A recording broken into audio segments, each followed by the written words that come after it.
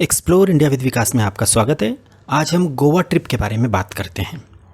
गोवा देश का एक प्रमुख पर्यटन स्थल है। गोवा में देश ही नहीं दुनिया भर के टूरिस्ट घूमने के लिए आते हैं। यदि आप गोवा घूमने की योजना बना रहे हैं तो गोवा कैसे पहुँचें, ये आपके सामने सबसे बड़ा सवाल होता है। गौरतलब है कि देश के सभी बड़े शहरों से गोवा तक सीधी रेल सेवा, बस सेवा तथा हवाई सेवा उपलब्ध है। यदि आपके पास समय की कमी है तथा बजट संबंधित कोई दिक्कत नहीं है तो आप फ़्लाइट से गोवा जाइए। यदि आप 1 से 2 महीने पहले गोवा जाने की इकोनॉमी फ़्लाइट बुक कर लेते हैं तो फ़्लाइट का किराया प्रति व्यक्ति 2000 से 3000 रुपये के बीच ही पड़ेगा तथा आप अपने गृह नगर से फ़्लाइट से केवल 1 से 2 घंटे में गोवा पहुंच जाएंगे। यदि आप ट्रेन से गोवा आते हैं तो ट्रेन का किराया तो बहुत कम लगेगा, परंतु गोवा तक पहुँचने में समय 1 से 2 दिन लग जाएंगे। बस से भी गोवा पहुंचने में काफ़ी समय लगेगा, इसलिए हमारा आपको सुझाव है कि आप फ़्लाइट से ही गोवा जाइए। गोवा पहुंचने के बाद आप एयरपोर्ट, रेलवे स्टेशन अथवा बस स्टैंड से अपनी ऑनलाइन बुक होटल तक टैक्सी से जाएं। गोवा में आप होटल ऐसी बुक कीजिएगा जो बीच के पास हो। अपनी होटल में चेक इन करने के उपरांत आप अपनी होटल में चाय नाश्ता करें तथा उसके बाद अपनी होटल के पास जो भी बीच हो वहाँ घूमने निकल जाएं। आप समुद्र के पानी में खूब एंजॉय करें। डिनर भी आप बीच पर जो सैकड़ों रेस्टोरेंट्स होते हैं वहाँ ही करें। डिनर करने के उपरांत आप अपने होटल में आकर रेस्ट करें।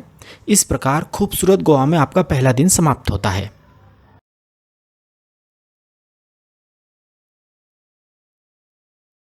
अगले दिन आप अपनी होटल में सुबह का ब्रेकफास्ट करें तथा गोवा घूमने के लिए आप होटल से बाहर निकल जाएं। होटल के बाहर ही आपको किराए पर स्कूटर, बाइक तथा कार देने वाले ट्रैवल एजेंट मिल जाएंगे। आप वहां से अपनी मनपसंद गाड़ी किराए पर ले सकते हैं।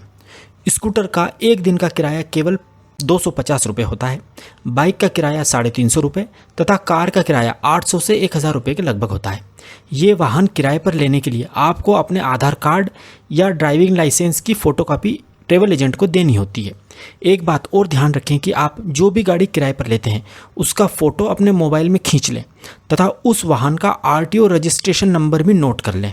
इसका कारण यह है कि गोवा में आप जहां भी अपना वाहन पार्क करेंगे वहां आपके वाहन जैसे ही सैकड़ों वाहन पार्क होंगे। यदि आप अपनी गाड़ी का नंबर याद रख लेंगे तो आपको अपनी गाड़ी खोजने में ज़्यादा समय वेस्ट नहीं करना पड़ेगा। वाहन किराए पर लेने के बाद आप सबसे पहले अपने वाहन में पेट्रोल डलवाएं, क्योंकि जब आप गाड़ी किराए पर लेते हैं तो गाड़ी किराए पर देने वाले गाड़ी में लगभग आधा लीटर पेट्रोल ही देते हैं। गोवा में पेट्रोल पंप बहुत दूर होते हैं, इसलिए गोवा में हर आधे किलोमीटर पर सड़क के किनारे बॉटल्स में पेट्रोल बिकता हुआ मिल जाएगा। आप पेट्रोल पंप की जगह इनसे ही पेट्रोल ले लें। हालांकि यह पेट्रोल आपको 5 से 10 रुपये ज़्यादा महंगा पड़ेगा, परंतु आप 10 से 12 किलोमीटर दूर स्थित पेट्रोल पंप पर जाने से बच जाएंगे।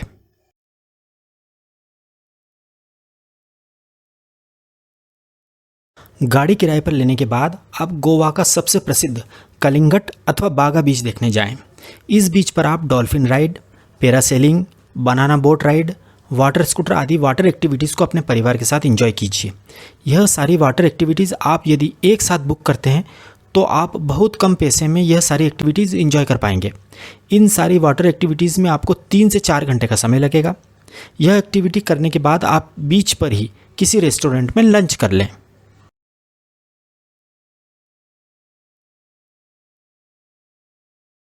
इसके बाद आप अगोड़ा फोर्ट, चापोरा फोर्ट तथा सिंक्वेरियम फोर्ट देखने जाएं। इन फोर्ट्स को देखने में आपको 3 से 4 घंटे का समय लगेगा। गोवा के फोर्ट्स देखने के बाद आप अपने होटल में या किसी अन्य रेस्टोरेंट में डिनर करें तथा अपने होटल में आकर रेस्ट करें।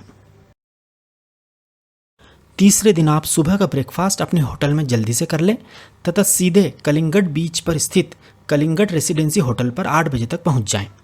इसी होटल के रिसेप्शन से आप साउथ गोवा बस ट्रिप बुक कर लें। इस ट्रिप का किराया एसी बस से केवल 350 रुपये है। बस आपको इसी होटल से 8:30 बजे पिक करेगी तथा आपको साउथ गोवा के महत्वपूर्ण टूरिस्ट स्पॉट्स दिखाकर रात को 8:30 बजे इसी होटल पर छोड़ देगी। आप यह ट्रिप ऑनलाइन भी बुक कर सकते हैं। गोवा टूरिज्म डिपार्टमेंट की यह बस आपको ओल्ड गोवा के चर्च जैसे basilica of Bom Jesus, saint cathedral church, Shri Mangesh temple, Shri Shanta Durga temple, big foot, Portuguese house तथा साउथ गोवा के बीच का अच्छे से भ्रमण कराएगी। गोवा टूरिज्म की होटल फार्मागुड़ी रेसिडेंस में यह बस लंच के लिए भी रुकती है। लंच आपको अपने पैसे से करना होता है। लंच टूर पैकेज में शामिल नहीं होता है। फार्मागुड़ी रेसिडेंसी का भोजन बहुत ही टेस्टी तथा रीजनेबल होता है। गोवा टूरिज्म की यह बस आपको घूमने के लिए भी काफ़ी समय देती है, जिससे आप आराम से इन टूरिस्ट प्लेसेस को अच्छे से एक्सप्लोर कर पाएंगे। यह बस आपको कलिंगड रेसिडेंसी में रात को 8:30 बजे छोड़ देगी, जहां से आप अपने स्कूटर से या टैक्सी से अपनी होटल आराम से 5 से 10 मिनट में पहुंच जाएंगे। इसके बाद आप डिनर करके अपनी होटल में रेस्ट करें। इस प्रकार गोवा में आपका तीसरा दिन समाप्त होता है।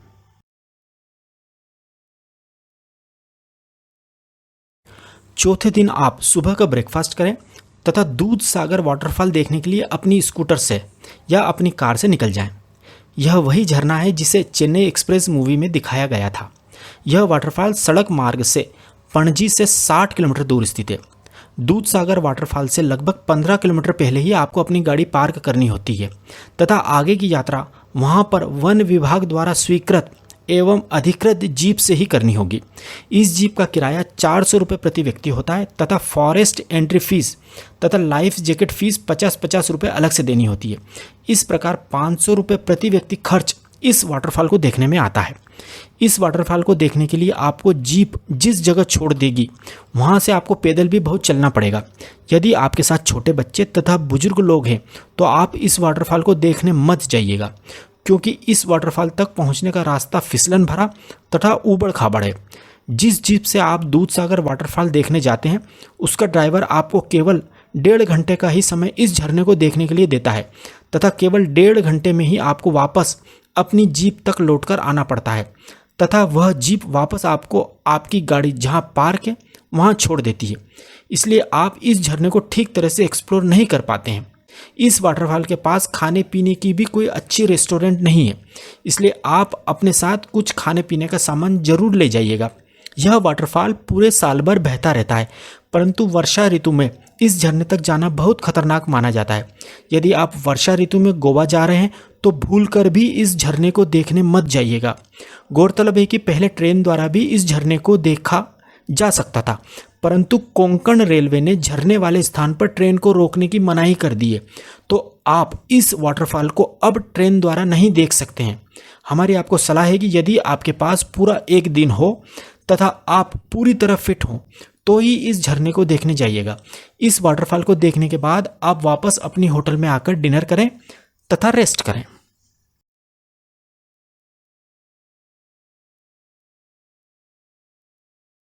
पांचवें दिन आप अपने होटल में सुबह का नाश्ता करें तथा कलिंगड बीच अथवा बागा बीच पर आ जाएं।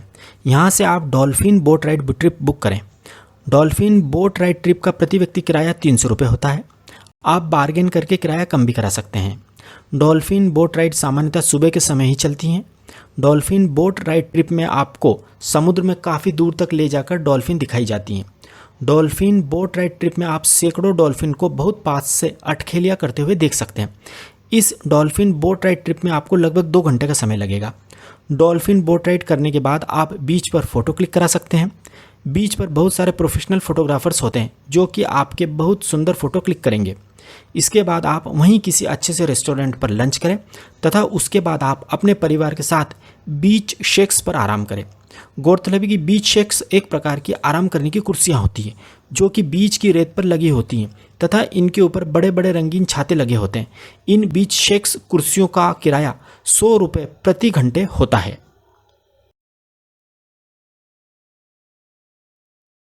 इसके बाद आप अपनी गाड़ी से सांता मोनिका जेटी नामक स्थान पर जाएं। यह पणजी के पास है। इस जगह से गोवा की मांडवी नदी में जो क्रूज़ चलते हैं उनमें बैठा जा सकता है। आप इवनिंग क्रूज़ अथवा सनसेट क्रूज़ बुक करें। इसका किराया 200 रुपये प्रति व्यक्ति होता है। यह क्रूज़ आपको लगभग 1 घंटे तक नदी में घुमाते हैं। इस दौरान क्रूज़ पर गोवा के कल्चरल प्रोग्राम भी होते हैं।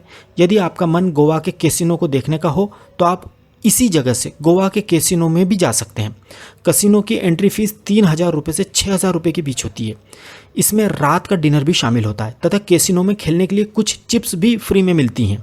परंतु आप यह ध्यान रखें कि कैसीनो में आप 18 वर्ष से कम उम्र के अपने बच्चों को नहीं ले जा सकते हैं। क्रूज़ तथा कैसीनो में एंजॉय करने के बाद आप अपनी होटल में आकर रेस्ट करें। इस प्रकार आपका गोवा में 5वां दिन समाप्त होता है।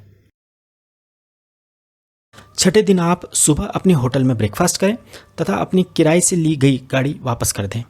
इसके बाद आप होटल से चेकआउट करें तथा टैक्सी के द्वारा एयरपोर्ट, रेलवे स्टेशन अथवा बस स्टैंड पहुंच जाएं।